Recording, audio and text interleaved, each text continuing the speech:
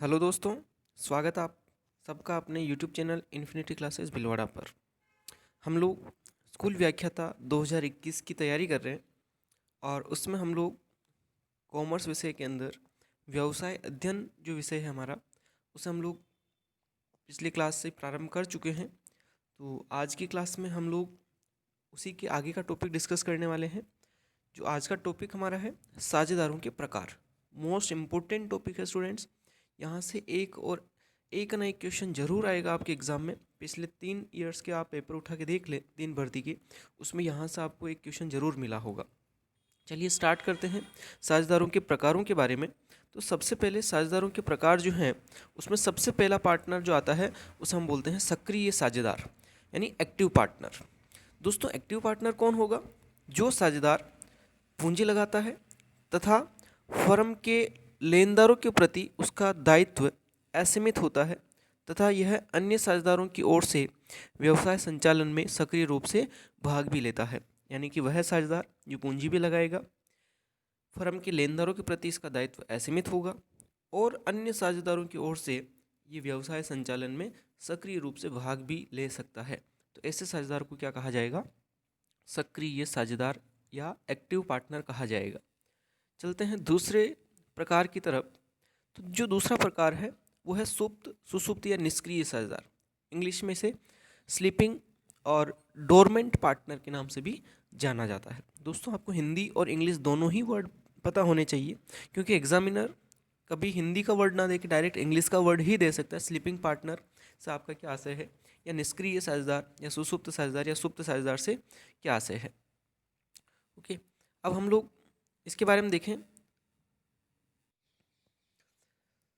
चलिए, साझेदार जो ठहराव द्वारा फर्म में साझेदार बनता है, पूंजी लगाता है, लाभ हानि को भी बांटता है तथा उसके दायित्व भी असीमित होते हैं, किंतु व्यापार संचालन में सक्रिय रूप से भाग नहीं लेता है, उसे निष्क्रिय या अव्यक्त साझेदार कहा जाता है। ठीक है, ये अव्यक्त साझेदार है, निष्क्रिय साझेदार है, सुसुप्त या सुप्त साझेदार है, स्लिपिंग और डोरमेंट पार्टनर है, जो सब कुछ करेगा, कैपिटल भी लगाएगा, प्रॉफिट लॉस को भी डिस्ट्रीब्यूट करेगा, उसका लाइबिलिटी जो होगी वो भी अनलिमिटेड होगी, लेकिन वो बिजनेस ऑपरेशन के अंदर एक्टिवली पार्टिसिपेट नहीं करता है, व्यापार संचालन में सक्रिय रूप से भाग नहीं लेता है, तो उसे हम लोग निष्क्रिय या स्लीपिंग पार्टनर कह सकते हैं। अगला टाइप आता है गुप्त साझेदार, जिसको इंग्लिश में हम लोग कहेंगे सीक्रेट पार्टनर। वह साझेदार जिसके फर्म के संबंध को साधारण जनता नहीं जानती है, वह लाभ हानि को का बंटवारा करता है, पूंजी लगाता है तथा प्रबंध संचालन में भी भाग लेता है तथा दायित्व भी असीमित होते हैं, तो उसे गुप्त साझेदार कहा जाता है। लेकिन पब्लिक को इसके बारे में पता नहीं होता है, इस वजह से इसे गुप्त या सीक्रेट पार्टनर कहा जाता है। दोस्तों, स्लीपिंग और गुप्त साझेदार में एक माइनर सा डिफरेंस है, बिकॉज स्लीपिंग पार्टनर जो होगा वो काम नहीं करेगा, बाकी सब कुछ करेगा, और गुप्त साझेदार सब कुछ करेगा लेकिन जनता उसको जानती नहीं है, सीक्रेट रहेगा। अब हम बात करते हैं अगले टाइप की, उसमें आता है उप साझेदार। इसको इंग्लिश में हम लोग बोल सकते हैं सब पार्टनर। क्या नेम होगा इसका? Sub partner. उप साझेदार कौन होगा? जब मूल साझेदार किसी अन्य व्यक्ति को अपने लाभों में से हिस्सा देते हुए साझेदार बना लेता है, तो उसे उप साझेदार कहा जाता है। ठीक है, इसका मतलब क्या है दोस्तों? जैसे ए और बी दो पार्टनर हैं और इन दो पार्टनर्स ने प्रॉफिट जो शेयरिंग है उनका 3:2 का रेशियो है, 3:2 का अनुपात है। अब ए अपने अंडर में एक और व्यक्ति को अपॉइंट कर देता है, जो ए का शेयर है 3/5। ए का शेयर क्या, 3 और 2 5, तो रेशियो की टोटल डिवाइड में आएगी 5।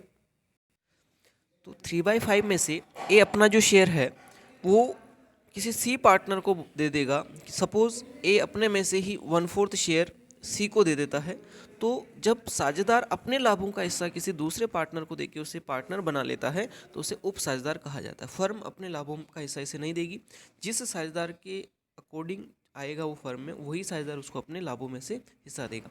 मान लो ए का प्रॉफिट में शेयर आया 20,000, तो 20,000 में से 1/4 वो सी को देगा।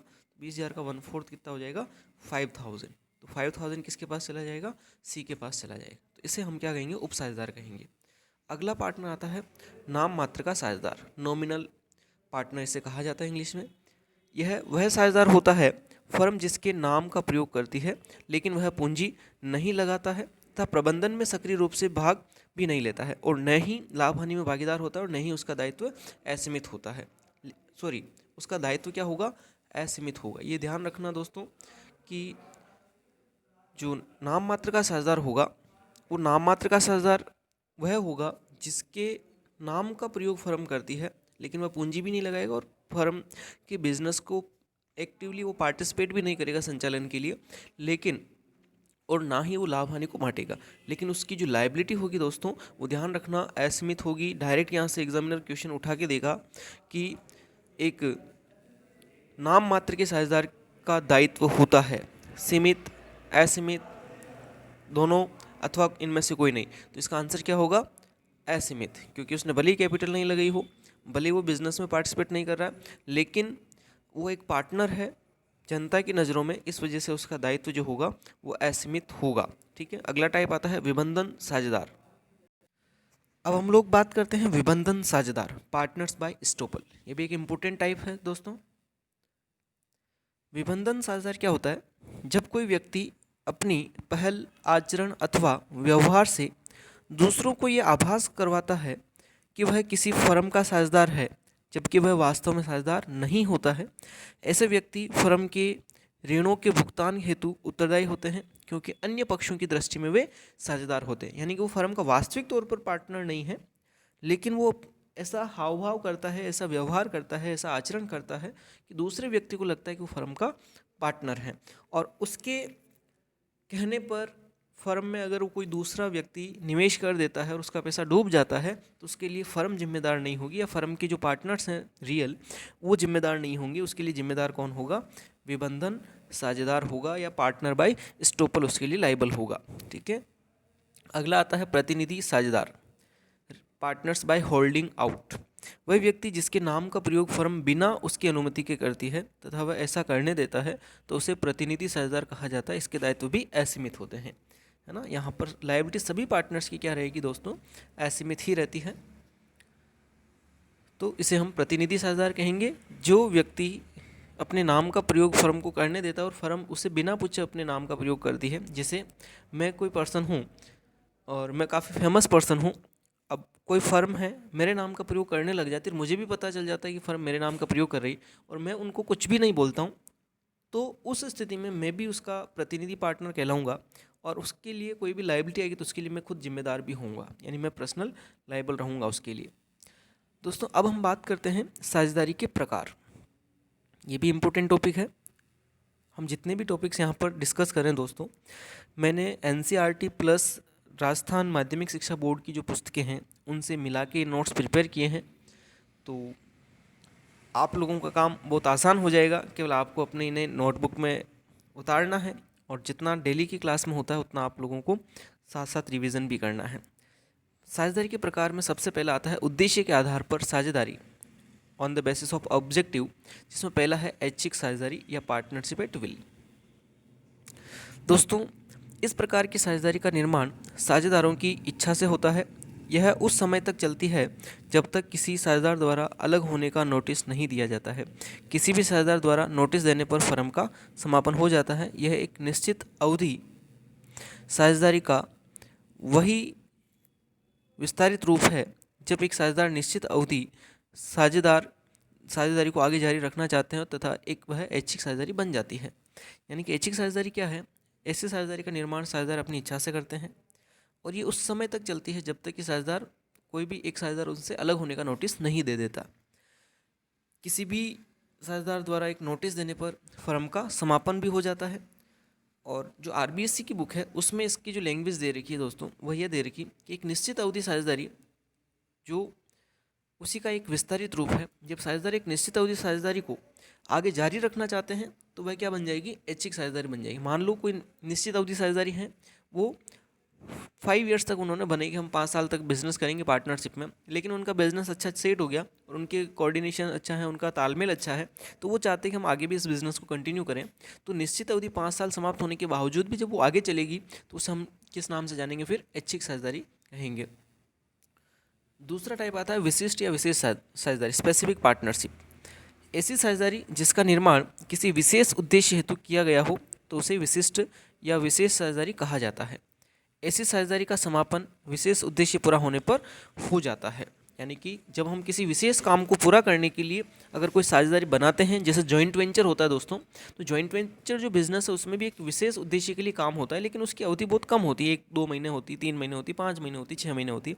और विशिष्ट साझेदारी जो है उसके अंदर कोई विशेष काम को पूरा करने के लिए, जैसे कोई ब्रिज बनाने का कॉन्ट्रैक्ट हमने पार्टनरशिप में ले लिया, तो जब तक वो ब्रिज बनेगा तब तक वो पार्टनरशिप है। जिस दिन वो ब्रिज बन के कंप्लीट हो जाएगा वो पार्टनरशिप ऑटोमेटिक समाप्त हो जाएगी। तो विशेष काम को पूरा करने के लिए इसको किया जाता है, इसलिए इसे विशिष्ट या विशेष साझेदारी कहा जाता है। अब हम टाइप्स देखते हैं देयता के आधार पर साझेदारी, जिसमें आता पहला सामान्य या असीमित साझेदारी।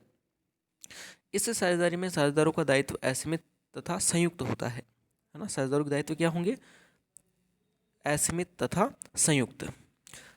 साझेदारों को प्रबंधन में भाग लेने का अधिकार होता है, यानी पार्टनर्स क्या कर सकते हैं? प्रबंधन में भाग लेते हैं।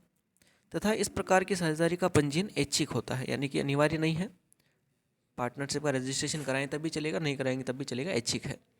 उसके बाद इसमें साझेदार अपने कृत्यों के प्रति अबाध्य या बाध्य होते हैं। इस प्रकार की साझेदारी का अस्तित्व साझेदार की मृत्यु, पागलपन व अवकाश ग्रहण करने से प्रभावित होता है।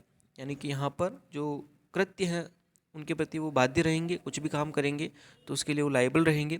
और इस प्रकार की जो साझेदारी है, साझेदार की मृत्यु से, पागलपन से, अवकाश ग्रहण से भी प्रभावित होती है। कोई पार्टनर पागल हो जाता है तब भी ये बंद हो सकती है, दिवालिया हो गया तब भी बंद हो सकती है, मृत्यु हो गई तब भी बंद हो सकती है, अवकाश ग्रहण करेगा तब भी बंद हो सकती है।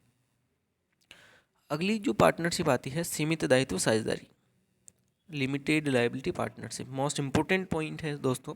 इस प्रकार की साझेदारी का निर्माण भारतीय साझेदारी अधिनियम 1932 में अवैध माना गया है।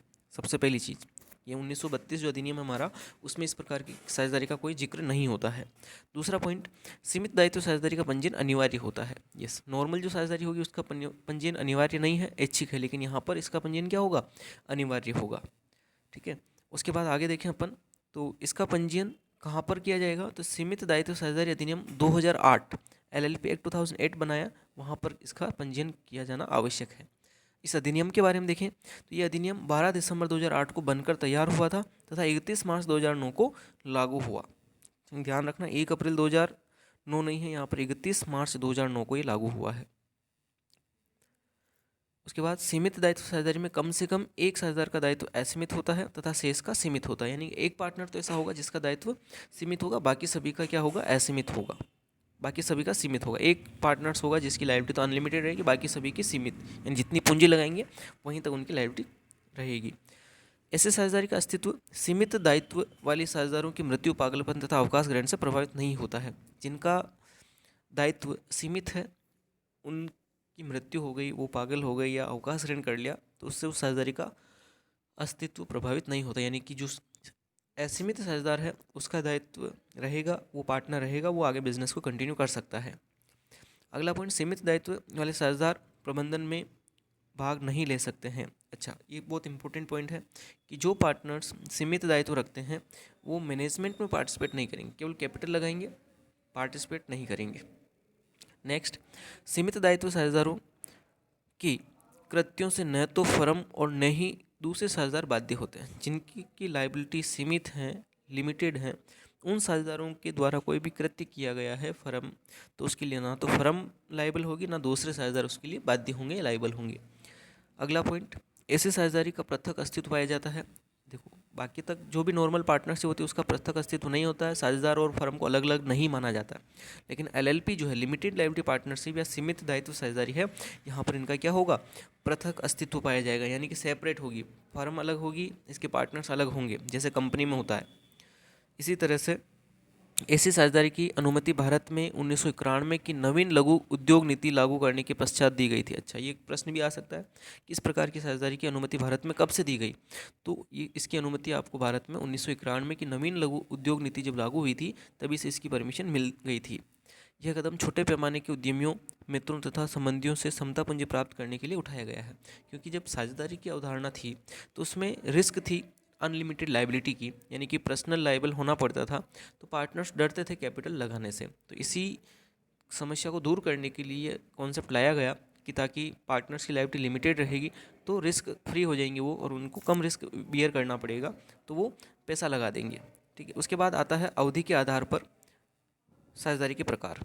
अवधि के आधार पर सबसे पहला आता है निश्चित अवधि साझेदारी। जब साझेदारी का निर्माण एक निश्चित समय के लिए किया गया हो तो वह निश्चित अवधि साझेदारी कहलाती है। ठीक है, जब साझेदारी का निर्माण एक निश्चित अवधि के लिए किया गया हो तो वह निश्चित अवधि साझेदारी, जैसे 5 साल के लिए पार्टनरशिप बनाई तो 5 साल जैसे ही समाप्त होंगी साझेदारी का समापन हो जाएगा। दूसरी आती है अनिश्चित कालीन या अनिश्चित अवधि साझेदारी।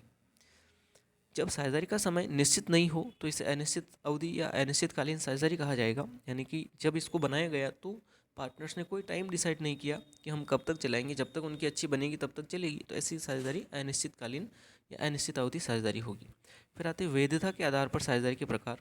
तो वैधता में सबसे पहला आएगा वैध लीगल पार्टनरशिप। जब साझेदारी का निर्माण देश में प्रचलित कानूनों एवं नियमों की पालना करते हुए किया गया हो तो उसे वैध साझेदारी कहा जाता है। ठीक है, जो भी देश में प्रचलित कानून है हमारे, उन नियमों की पालना करते हुए किया है तो वो वैध साझेदारी है। दूसरी आती है अवैध साझेदारी। निम्न परिस्थितियों में साझेदारी को अवैध माना जाता है जब केवल एक साझेदार रह गया हो। यानी पहली चीज़ तो इसका मीनिंग क्या होगा दोस्तों, कि जब हम हमारे देश के अंदर प्रचलित कानून या नियम बने हुए उनकी अवहेलना करते हुए साझेदारी का निर्माण कर देते हैं तो वो अवैध साझेदारी। इसकी परिस्थितियाँ हैं कि फर्म में केवल एक ही साझेदार रह जाए, यानी कि कंडीशन क्या होती है कि फर्म में कम से कम 2 पार्टनर होने चाहिए। लेकिन अगर एक चला गया या एक की डेथ हो गई या पागल हो गया तो एक ही बचा, तो एक पार्टनर कभी भी साझेदारी नहीं चला सकता, क्योंकि एक व्यक्ति तो क्या चलाएगा, एकल व्यापार चलाता है ना। तो एक व्यक्ति रह जाए तब भी वो अवैध है। दूसरा, जब साझेदारी में अधिकतम सदस्य 50 से अधिक हो जाए। हमने पढ़ा था कि अधिकतम कम से कम 2 होने चाहिए और अधिकतम 50 होने चाहिए। तो 50 से ज़्यादा मेंबर्स हैं फिर भी एज ए पार्टनर से वो बिजनेस कर रहे हैं तो फिर उसे अवैध माना जाएगा।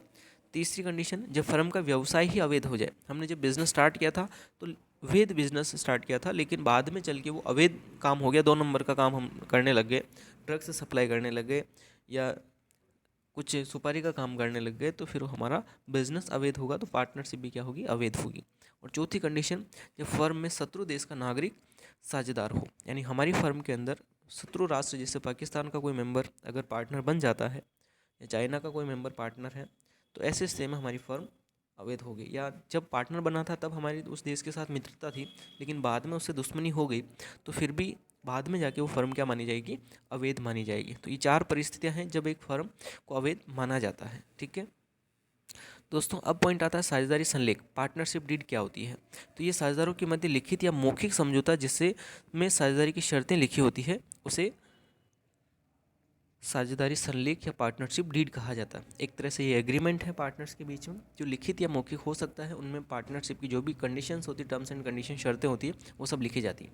ये सामान्यतः लिखित होता है। इसमें मुख्य रूप से निम्न तत्वों को सम्मिलित किया जाता है। ये सामान्यतः लिखित होता है, कंपल्सरी नहीं लिखित होना, मौखिक भी हो सकती है, लेकिन सामान्यतः लिखित होता है ताकि इन फ्यूचर कोई डिस्प्यूट हो कोई लड़ाई झगड़े हो जाए तो उसके लिए हम प्रूफ के तौर पर इसको प्रेजेंट कर सकते हैं। अब इसमें क्या क्या लिखा जाता है तो चलिए देखते हैं इसमें क्या क्या आएगा। चलिए, साझेदारी संलेख में क्या क्या लिखा होगा। तो सबसे पहले फर्म का नाम, किस नाम से हम लोग बिजनेस करेंगे उसके बारे में इंफॉर्मेशन होगी। सेकंड चीज़, व्यवसाय की प्रकृति एवं स्थान जहाँ वह स्थित हो, किस प्रकार का हम बिजनेस करेंगे और कहाँ हमारी लोकेशन है वो भी हमें मेंशन करना होगा।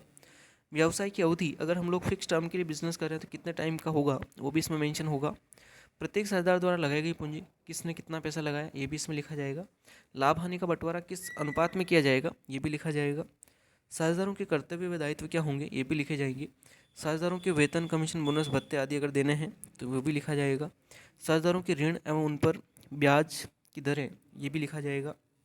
साझेदारों के आहरण तथा उन पर ब्याज की दर वो भी लिखी जाएगी।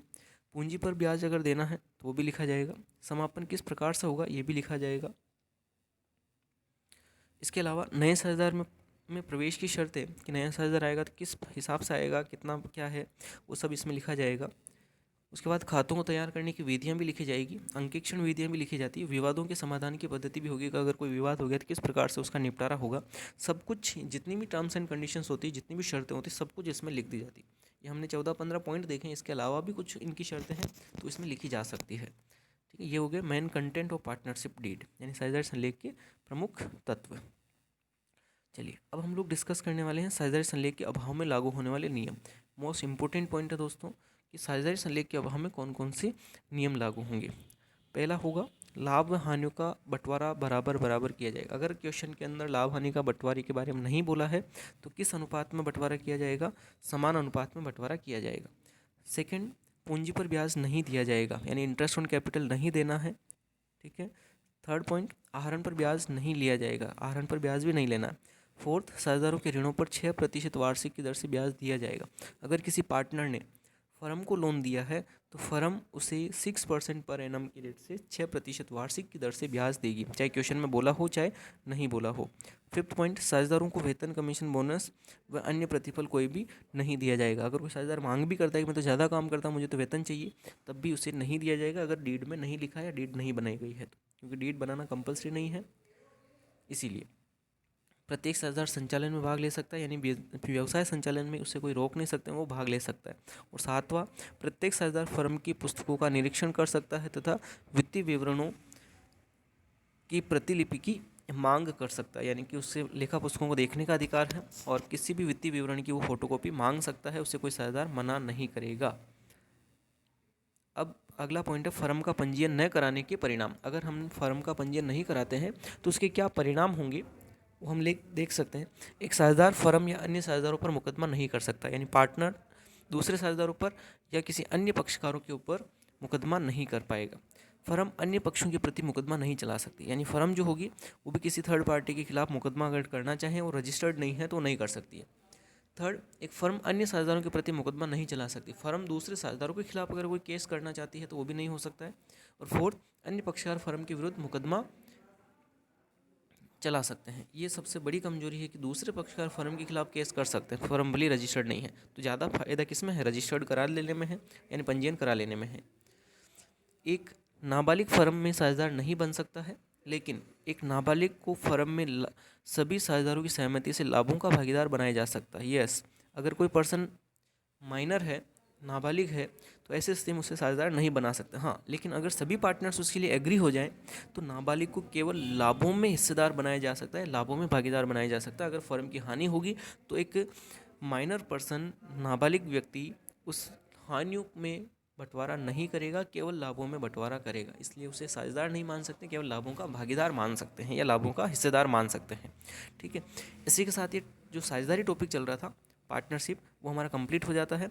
इसके बाद अगला जो टॉपिक हम लोग स्टार्ट करेंगे वो जॉइंट स्टॉक कंपनी हम लोग डिस्कस करने वाले हैं। जॉइंट स्टॉक कंपनी JSC ये हम लोग स्टार्ट करेंगे अगली क्लास में। तो आज की क्लास में इतना ही। वीडियो आपको कैसा लगा? अगर अच्छा लगा हो तो आप अपने सभी दोस्तों के साथ इस वीडियो को शेयर करें और फर्स्ट ग्रेड व्याख्याता की आप तैयारी मेरे साथ बिल्कुल रेगुलर करते रहें। हम कंप्लीट कोर्स यहाँ पर करेंगे, डेली की 1 घंटे की मेरी क्लास रहेगी। अगर किसी दिन टाइम मिला तो मैं 1 घंटे से ज़्यादा की 2 क्लास अभी प्लान कर सकता हूँ, लेकिन एक क्लास तो आज जो कल से हमने स्टार्ट कर दी है 2021 न्यू वर्ष में, वो हमेशा कंटिन्यू रहेगी। एग्ज़ाम तक आपकी तैयारी चलती रहेगी। जैसे हमारा टॉपिक होता है हम लोग एक टेस्ट सीरीज़ भी स्टार्ट करेंगे ताकि आप लोग अपनी एफिशिएंसी को भी माप सकें कि हम कितना सही कर पा रहे हैं। ठीक है दोस्तों, तो आज की क्लास यहीं हम समाप्त करते हैं। अगर आप चैनल पर नए हैं तो चैनल को ज़रूर सब्सक्राइब करें और आपको वीडियो अच्छा लगा हो तो कमेंट करें, और कुछ सजेशंस भी हैं आपके तो आप कमेंट में भेज सकते हैं कि सर ये प्रॉब्लम है या ये सजेशन हमें चाहिए या ये इम्प्रूवमेंट की ज़रूरत है। ठीक है, चलिए, गुड बाय, टेक केयर, जय हिंद, जय भारत।